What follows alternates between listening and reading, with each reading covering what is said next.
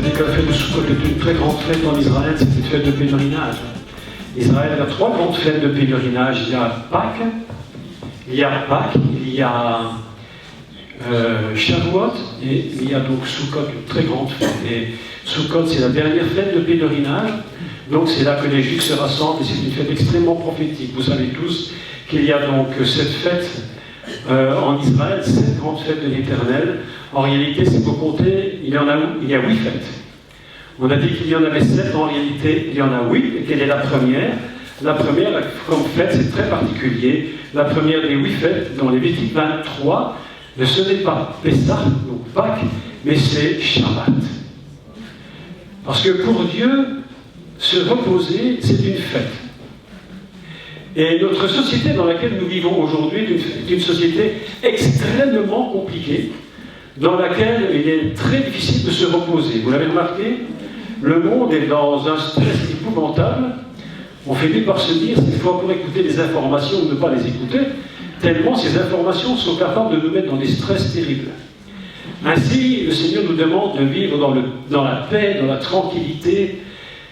Et si nous nourrissons uniquement des informations, nous finirons évidemment dans un drame épouvantable puisque nous n'aurons plus aucun repos.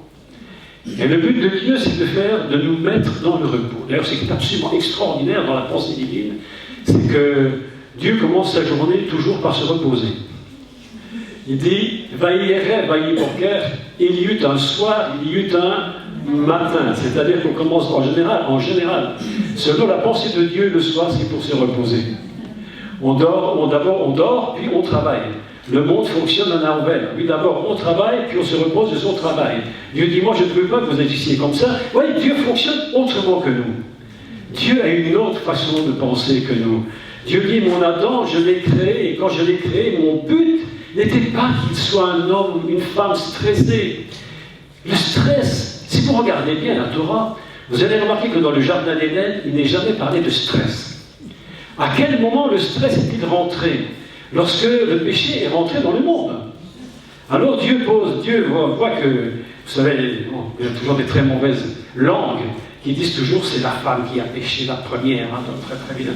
Mais lorsque Dieu a vu que la femme avait péché, vers qui s'est-il tourné et vers qui a-t-il posé la question? Adam. Il aurait dû aller voir la femme, normalement, et dire femme, qu'as-tu fait? Mais il est parti voir Adam et lui a dit mais où en es-tu? Traduit en français, où es-tu? On pourrait traduire plus justement, où en es-tu? Et notre société et notre vie à nous tous, lorsque Dieu nous parle, c'est pas où es-tu, parce qu'il sait très bien où nous sommes géographiquement. Dieu sait où nous sommes, il n'a pas besoin qu'il nous dise. Alors Adam il répond, parce qu'il faut bien qu'il réponde quelque chose, alors il dit j'ai peur.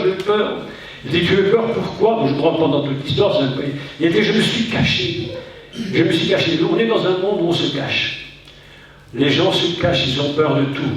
Il y aura prochainement un séminaire qui sera fait donc à Toulouse. Le prochain séminaire à Toulouse, ce sera Faites peur à la peur. Faites peur à la peur. Parce que l'homme est dans une situation de stress épouvantable. Il a peur de tout. On a peur du matin. Il y a des gens qui se lèvent le matin, ils ont peur du matin qui se lèvent. Ils se disent, mais qu'est-ce que va encore être cette journée? Ils ont peur de la nuit qui vient. Ils se disent, mais est-ce que je vais pouvoir dormir cette nuit?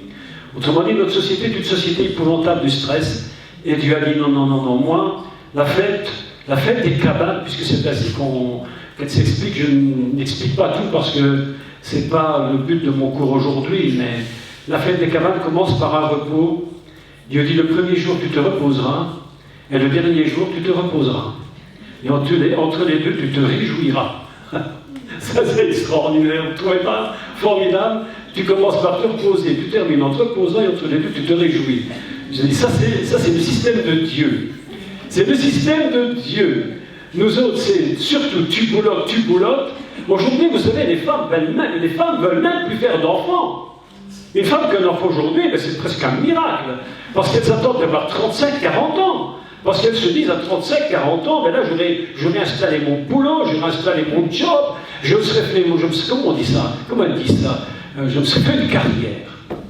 Voilà, je ne sais pas ma carrière. Et quand elle sera bien établie, alors je penserais peut-être à faire des enfants. Mais Dieu dit, mais c'est pas comme ça que j'ai fait l'humanité. L'humanité ne fonctionne pas comme ça, mes amis. Cette pensée d'humanité est une catastrophe pour le monde. Aujourd'hui, le monde ne veut plus se reposer. Le monde, c'est une course, passez-moi l'expression, c'est une course au pognon. Une course à l'argent. Plus on a d'argent, plus on croit qu'on sera heureux. Et en finalité, on se rend compte en finalité que c'est une catastrophe. Le monde court à sa perte. Aujourd'hui, Dieu veut nous révéler une chose. Il veut nous révéler celui qui a dit « Je vous donne ma paix ». Pas comme le monde donne. Alors vous imaginez, quand Jésus a parlé de cela il y a 2000 ans, si aujourd'hui les gens d'il y a 2000 ans revenaient, s'ils voyaient notre société, ils croient qu'ils sont chez les fous. Même nos grands-parents, même nos grands-mères. Imaginez nos grands-mères qui reviennent aujourd'hui, mais je vous dis, tu dis, hé mamie, t'as vu mon iPad? T'as vu mon GSM? Mais c'est quoi ce truc-là? Jamais j'ai entendu parler de ce truc. Ces mots-là, lui, je l'ai appris complètement. Sur quelques années, le monde a complètement évolué. On a discuté tout à l'heure avec notre frère Thierry. Il nous disait, mais sur 10 ans, le monde a basculé. Les enfants d'aujourd'hui ne sont même plus ceux d'il y a 10 ans. Est-ce que c'est bon, pas vrai? Parce que le monde a changé complètement. Aujourd'hui, tu te lèves le matin, mais attendez, c'est grave. Tu te lèves le matin, tu es comme ça avec l'après-midi, tu es à table au moment de manger à midi. Allô, allô. C'est ça le monde d'aujourd'hui. Il n'y a plus de paix. Il n'y a plus de tranquillité. Le monde est un monde qui nous pousse au désespoir. Mais il y a une solution. Et cette solution, c'est le Messie. Il s'appelle Yeshua, le Sauveur. Et il veut nous sauver d'une société dans laquelle nous sommes aujourd'hui. Et d'où il est difficile de sortir. Donc aujourd'hui, je voudrais vraiment vous parler de ce Messie. Et le thème aujourd'hui, ou plutôt, je dirais, tous ces 4 cours que nous aurons ensemble, c'est de parler de celui qui est indispensable.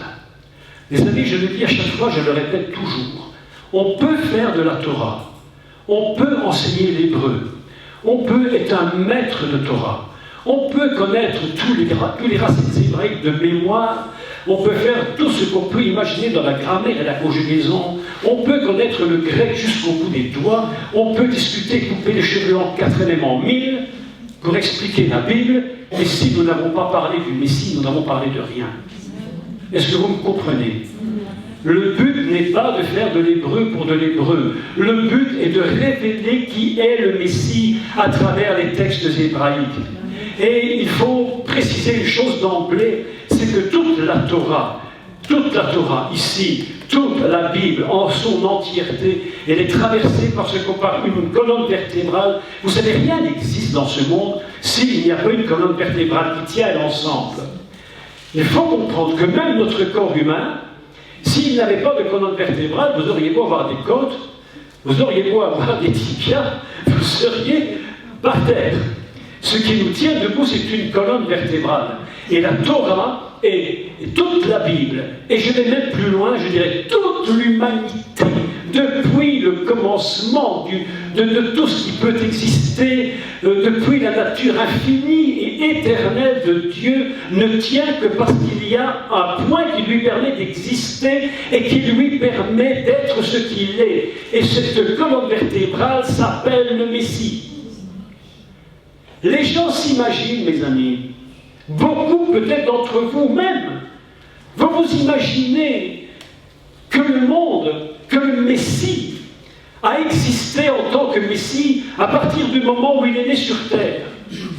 Au moment où les bergers étaient dans les champs et qu'ils ont entendu l'ange Gabriel venant leur dire « J'ai une bonne nouvelle à vous annoncer ». Vous voyez, vous imaginez un peu la scène, tous ces bergers dans les champs, tout d'un coup un ange qui apparaît. T'imagines un peu la panique totale. Alors, l'ange Gabriel, il s'est rendu compte de la catastrophe. Il dit, n'ayez pas peur, n'ayez pas peur. Alors, évidemment, tous les bergers étaient comme ça, tremblants. Ils n'avaient jamais vu une chose pareille de leur vie. Non, mais attendez, on parle de Noël. Non, c'est pas grave, mais on raconte. On ne sait pas ce que c'est, le petit Jésus dans la crèche, avec l'âne et le bœuf. Bon, mais mes amis, lorsque le Messie est né, beaucoup de gens s'imaginent que ce Messie, il est devenu Messie à partir du moment où il est venu sur terre. Mais c'est une erreur, grandeur, mais gigantesque. Le Messie n'est pas Messie parce qu'il est venu sur terre un jour où il est né, quelle que soit la date où il est né. Le Messie était éternel de tout temps, mes amis. Il existe depuis l'éternité des temps. Et même l'humanité n'existe que parce que le Messie existait. Et l'apôtre Paul va nous dire une chose, il dit, tout était en lui, par lui, avec lui, pour lui. Rien n'existe sans lui. Rien, ça veut dire que même l'univers existe grâce à lui. Et ici, il est Messie, écoutez bien le secret du secret. Si, et je dis une grosse bêtise. Je ne vais pas dire si, je veux dire puisqu'il est le Messie. Puisqu'il est Messie, ça veut dire que de toute éternité, le monde était fondé, l'univers entier était fondé uniquement sur le sacrifice du Messie. C'est tellement inimaginable que les gens pensent que c'est lorsque Jésus, le Yeshua, est mort sur la croix, que son sang a été versé. Ça, c'est l'idée que les gens en ont. Mais dans la pensée divine, éternelle, mes amis, hors du temps, le sacrifice était déjà là. Et vous savez pourquoi pourquoi Dieu, lorsqu'il crée son humain, pourquoi est-ce qu'il l'appelle Adam? Pourquoi l'appelle-t-il Adam? Les gens diront, beaucoup de gens croient que c'est un prénom. Beaucoup de gens s'imaginent qu'Adam, c'est son prénom. Comme toi, tu t'appelles Paul, tu t'appelles Thierry, je m'appelle Jacques, c'est mon prénom. Mais Adam, mes amis, ce n'est pas un prénom. Adam, c'est le code divin.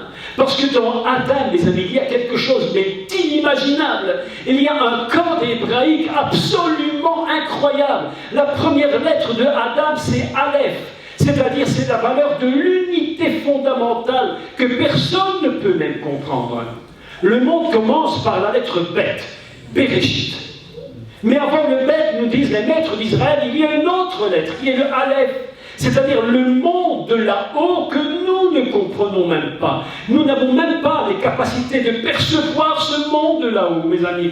Nous avons une idée vague, nous touchons un infini, mais une goutte d'un infini impossible à décrire. Mais ce monde-là de Dieu, de Aleph, eh bien le mot Adam commence par la lettre Aleph, l'unité divine. Et vous savez les deux lettres qui suivent? C'est Dam, qui signifie le sang. Le sang. Autrement dit, Adam lui-même est conçu à travers le sacrifice du Messie. Sans le Messie, l'Adam n'existe même pas. Sans la pensée de Dieu, que là-haut, dans l'éternité, dans l'infini de Dieu, il y a le sang du Messie qui est déjà présent. C'est pourquoi la Torah nous enseigne que c'est un sacrifice qui est éternel. Mais qu'est-ce que l'éternité? L'éternité, c'est quelque chose qui n'a ni commencement, ni fin. Autrement dit, le Messie, le sang du Messie, il est de toute éternité. Lorsque les gens s'approchent de la croix et qu'ils disent « Jésus, tu as versé ton sang pour moi, Yeshua, je reconnais que tu es mon sauveur », en fait, ils s'approchent d'un sacrifice qu'ils croient être uniquement temporel. Mais le sacrifice du Messie est un sacrifice éternel, mes amis. Si tu existes aujourd'hui, si le monde existe aujourd'hui, si l'humanité existe aujourd'hui, c'est parce que là-haut, quelque chose s'est passé de toute éternité. Nous avons beaucoup de difficultés à comprendre, mais qu'est-ce que l'éternité? Lorsque j'étais enfant, je me mettais dans nos lits le soir, j'étais jeune, hein? Depuis j'ai réfléchi quand même, mais à l'époque, et puis je réfléchissais 1000 ans. Ah, je disais 1000 ans, c'est beaucoup 1000 ans. Et puis je disais encore 1000 ans. Je disais, ça c'est vraiment beaucoup 1000 ans. Et puis je me disais, ça c'est seulement le début. Maintenant encore ajoutons quelques millions d'années. Et je me disais, mais c'est encore pas beaucoup. Jusqu'au jour où j'ai compris que Dieu ne fonctionne pas dans le temps. Dieu fonctionne hors du temps. Dieu n'est pas comme nous. Mais il a fallu qu'il envoie le Messie en tant qu'homme pour prendre notre nature dans notre temps à nous. Et pour que notre nature d'homme puisse être sauvée par le Messie lui-même fait homme. Mais la réalité fondamentale du Messie, c'est qu'il est de toute éternité. et que le sang de Jésus, et que sans le sacrifice, même l'humanité n'existerait pas, même le soleil n'existerait pas. Tout dépend de ce qu'il a donné un jour dans le plan divin, quelque chose que nous ne comprendrons jamais, impossible. L'amour de Dieu est à un tel niveau que nous n'avons pas les moyens même de saisir la réalité. Nous ramenons l'amour de Dieu à une pensée humaine. Je t'aime, tu m'aimes. Mais mes amis, écoutez, je vais vous dire quelque chose d'absolument incroyable. Faire un petit peu d'hébreu, d'accord? Juste un petit peu d'hébreu, vous allez voir quelque chose de magnifique. Si vous êtes d'accord de croire une vérité fondamentale, c'est que rien dans la Torah, rien dans ce livre de Torah, rien n'est hasard. Rien n'est hasard. Les maîtres d'Israël nous disent que les lettres sont remplies de l'onction de Dieu. Et ils disent, c'est tellement vrai que même entre les lettres, tous les blancs sont remplis de l'onction. Rien n'est hasard. Donc chaque mot, chaque lettre est pesée par Dieu. Chaque mot que Dieu utilise a été pesé dans une balance divine éternelle. Tu comprends ce que je dis? C'est comme s'il y avait une balance, il pèse les lettres. Et il calcule le poids du mot et le poids de la racine. Et il est dans un niveau céleste, d'une dimension que personne au monde ne peut même comprendre. Nous croyons parfois qu'on a trouvé des choses incroyables. En fait, on a compris que le strict minimum du strict minimum. Mais quand nous trouvons le strict minimum du minimum, nous sommes tellement déjà heureux qu'on a l'impression que le ciel nous est tombé sur la tête. Et je dis, Seigneur, parfois je cherche des choses, et je dis, Seigneur, mais comment est-ce possible? Comment est-ce possible? Comment puis-je comprendre ta nature et ton éternité? Et vous savez ce qui se produit en hébreu? C'est que le mot amour, hahava, le mot hahava, qui veut dire l'amour, vaut 13. Sa valeur numérique est de 13. Ainsi donc, lorsque Dieu est amour, l'amour de Dieu a une valeur de 13. Mais écoutez la subtilité de la langue hébraïque. Lorsque moi je me tourne vers Dieu et je lui dis, oh Dieu, comme je t'aime, Seigneur, combien je t'aime, mon je t'aime vaut 13. Dieu plus moi font 26. Et qu'est-ce que c'est 26 dans la langue hébraïque? C'est le nom divin, l'Éternel. Ainsi, pour comprendre qu'est-ce que l'éternité de Dieu, il faut qu'il m'aime et il faut que je l'aime. Et si nous nous aimons, lui et moi, nous rentrons dans une dimension qui n'est plus quelque chose nécessairement à comprendre, mais à recevoir véritablement par la foi. C'est la foi. Il est dit, sans la foi, il est impossible de lui être agréable. Et l'Épître aux Hébreux nous dit que nous reconnaissons que le monde a été créé par la foi. Nous le reconnaissons, nous ne comprenons rien. D'ailleurs, Dieu, au début, il dit, au commencement, Dieu créa, mais Dieu tient ce monde complètement secret. La création du monde, c'est quelque chose que Dieu garde secret. Il ne nous dit pas tout. Est-ce que vous savez que Dieu... Il est dit, au commencement, Dieu créa. Bereshit bara, le mot créer, c'est un mot qui n'existe que pour Dieu. Nous ne créons rien. Il n'y a que lui qui est capable de créer. Et les gens nous disent, mais Dieu a créé le monde à partir de rien. C'est une théologie très évangélique, complètement fausse. On ne crée rien à partir de rien, même pas Dieu. Alors vous me direz, mais qu'est-ce qu'il possédait pour créer? Les maîtres d'Israël nous enseignent, Dieu était avec son nom. Qu'est-ce qu'il a créé? Dieu a créé l'humanité, il a créé le monde, il a créé l'espace, il a tout créé à partir de lui-même. Et lui-même, ce n'est pas rien. Lui-même, c'est Dieu. Lui-même, c'est le nom au-dessus de tous les noms. Et c'est pourquoi l'apôtre Paul, ayant compris cela, il va dire que Yeshua, rien n'existe sans lui, tout est par lui, pour lui, avec lui. Mes amis, le fondement du monde, c'est le Messie. Et le voilà qu'il arrive sur terre, et Dieu va prendre du temps. Parce que vous savez, une chose qu'il faut qu'on comprenne, Dieu est très patient. Est-ce que vous savez que Dieu est très patient? Moi, j'avais remarqué avec moi-même combien il était patient. Parce qu'à 67 ans bientôt, je me rends compte qu'aujourd'hui, il était vraiment très très patient. Parce que s'il n'avait pas été, ben je ne sais pas ce que je serais devenu. Dieu prend son temps avec chacun d'entre nous et il dirige notre vie selon un plan qu'il a tracé d'avance depuis l'éternité du temps. Donc le Messie, Dieu se dit, et je raccourcis le récit, l'homme a péché, il faut donc tracer un chemin pour l'amener à comprendre qui est le Messie. Après des milliers d'années, le monde n'a toujours pas, ou beaucoup, n'ont toujours pas su comprendre qui était le Messie. C'est une difficulté pour eux. Et pourtant, nous allons aujourd'hui essayer de comprendre quel est le chemin que Dieu va tracer pour qu'ils puissent comprendre qu'un jour le Messie viendra. Aujourd'hui, en Israël, beaucoup de raves, beaucoup de juifs religieux, les incrédules sont les incrédules, mais les religieux, attendent le Messie qui vienne, attendent, ils ne l'ont toujours pas reconnu. Beaucoup l'ont reconnu maintenant, mais d'autres ne reconnaissent pas.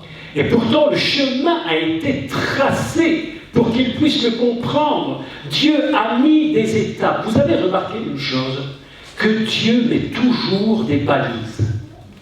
Dieu met toujours des balises. Et comment s'appellent ces balises? Il appelle ça des autels. Des autels, des lieux de sacrifice. Écoutez comme c'est important. On appelle ça en hébreu mitzvah, sacrifice. Dieu dit à Abraham, donc revenons au début de notre histoire. Le monde commence, et Dieu dit, je vais mettre mon Adam sur cette terre. Le but de Dieu, c'est de mettre un Adam sur cette terre, un être qui est en tout point ressemblant à Dieu. Et il dit, nous, je le ferai dans mon image et dans ma ressemblance. Si il porte le nom de Adam, ça veut dire que Dieu lui-même a une notion fondamentale adamique. Ainsi, il va créer Adam, il le met sur terre. Et dans la notion adamique qui représente l'humanité, il y a